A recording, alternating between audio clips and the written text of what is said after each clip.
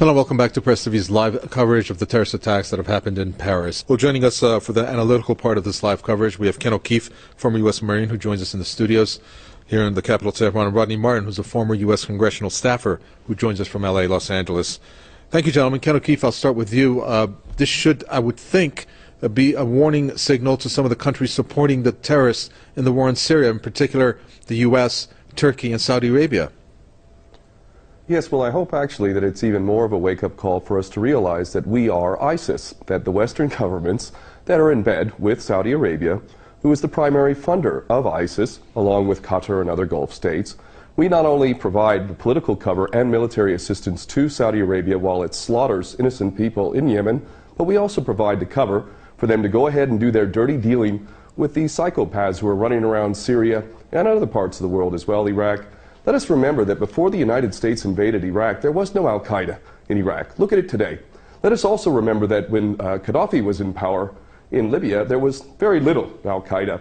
And in fact, now we look at it, and it's an absolute basket case full of these operatives.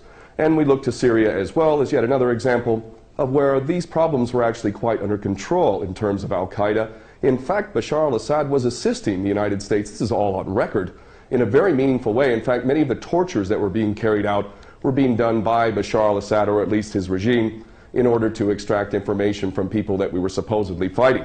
I believe that it is beyond any doubt for any sensible person to realize that not only is the United States providing the financial cover, military cover, political cover for these terrorists through our proxies, but we've also, in pure technical sense, provided the training for these people in Jordan, and Turkey, another one of our best friends, has been shuttling these psychopaths across the country from Turkey into Syria for a long time now. So, the idea that the West is actually fighting a war against ISIS is beyond ridiculous. So what we really need to do is start realizing the fact that we are ISIS, and the reason why our corrupt, treasonous governments are carrying out these policies is because they do not represent us. They represent the bankers, and the bankers make a hell of a lot of money off of war, and more importantly, as long as we're all fighting each other, as long as we're all not trusting each other, as long as we're all simply being played as pawns over and over, then they can maintain this tyrannical system of never-ending war. So this is really the wake-up call. What has happened in Paris is us. We are responsible through our corrupt governments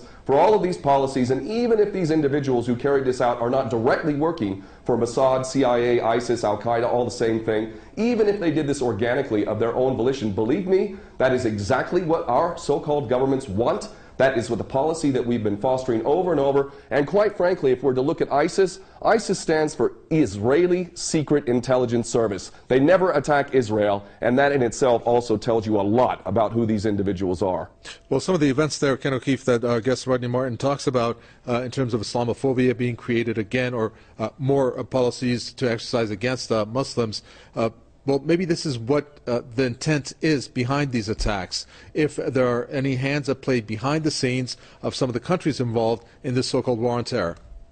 Well, indeed, that's the case, and it's just more of the same now, isn't it? Now, I'm a non-Muslim, and I am angry at the way Muslims have been portrayed around the world. I have lived in Muslim lands, and I have experienced some of the greatest hospitality and generosity that you will ever experience, and yet Muslims in general are being associated with this monstrosity, this most recent monstrosity known as ISIS, which again I say is Israeli Secret Intelligence Service, and also Al-Qaeda previous to that, Al-Nusra Front. All of these things are intended to smear Islam as a whole, 1.8 billion people on this planet, to associate them with this sort of madness, when in fact it is us in the West that are creating this stuff, funding it, very much protecting it. In fact, America has been providing air cover to these psychopaths in Syria and Iraq largely, and we see that when Russia comes in and actually does something constructive, look how long many of these men are shaving their beards and running off with their heads, tails between their legs. It is really, really, really disgusting that people have been conned into thinking that Muslims have anything to do with this. And let us harken back to the original incident which has caused this madness known as the War on Terror.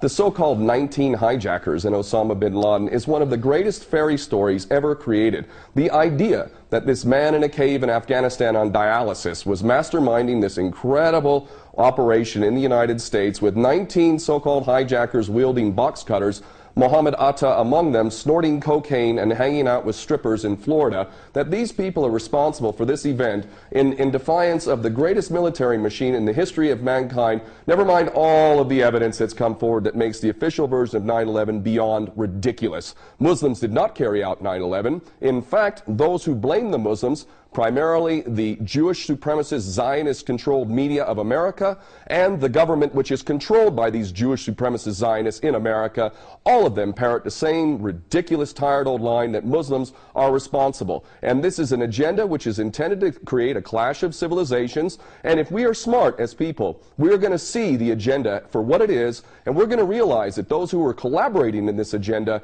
need to be held to account for literal war crimes and crimes against humanity. And I'm including in that not just the politicians and the military, but those in the media who have perpetuated these lies, because there is no way that they could possibly believe this nonsense. These people have literally sold their soul to the service of the devil. This piece of breaking news that's at the bottom of the screen, Ken O'Keefe, that states, it's a message from Assad to Hollande. France suffered on Friday the brutality of terrorism that that has plagued Syria for more than 5 years. That's quite telling in terms of what Syria has experienced. Your reaction to that statement?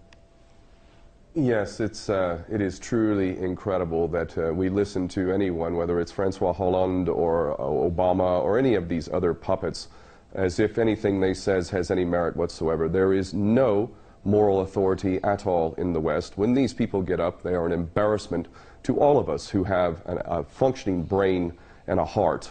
These people are traitors, whether they come from France or whether they come from Britain or America, and everything they say is to be taken as complete and total rubbish.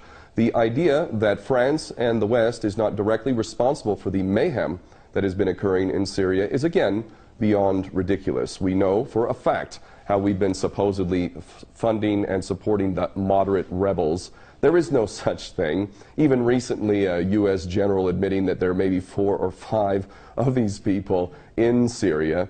The entire policy is intended to create havoc in the Middle East, and it is extremely important that people around the world begin to fully comprehend that these policies that are being carried out in the Middle East are actually not failures. I'm getting sick of hearing so-called experts talking about geopolitics and how America is failing to learn from its mistakes and all of this nonsense. These are not mistakes. These are intentional policies to wreak havoc, to sow the seeds of sectarian hatred. Again, let me cite the fact that before we took Saddam Hussein out in Iraq, there was no Al-Qaeda in Iraq. Also, when we played this game in Libya, there was no such thing as ISIS and all of this madness that's going on in Libya today. Syria, again, while it had its problems, and it certainly had its human rights abuses, most definitely did not have the problem that it has today. Every country that we touch by Western policy, every country that we touch in the Middle East is full of these monsters. Let's look to Iran, the country that we claim to be the biggest threat to everyone, the Israeli Jewish supremacist agenda, which constantly tells us that Iran is the big threat to the world and that it wants to wipe Israel off the map. Let's look at Iran. Let's look how many attacks by Al-Qaeda and ISIS are occurring here. Let's look at how Iran has been fighting MEK, a true terrorist force that has killed over 20,000 people in the last 20 years or so. This nation is fighting terrorism legitimately. It has provided sanctuary to Jews and Christians historically over the millennia. It has not indulged in any war for hundreds of years other than the imposed war in which we forced with our attack dog Saddam Hussein, and yet we are being told that Iran is the threat. Here I sit in Tehran, and I can tell you the threat from ISIS is next to none. And the reason why is because Iran is not a player in this nasty game in which Saudi Arabia, Qatar, other Gulf states, Turkey, Jordan, ourselves, Britain, France, all fund, train, support, and ultimately are responsible for these monsters running around in their latest branded name, ISIS, which I will repeat a third time stands for Israeli Secret Intelligence Service. We're going to end it there. Thank you so much for that. That's Ken O'Keefe, former U.S. Marine, here in the studios with the statements.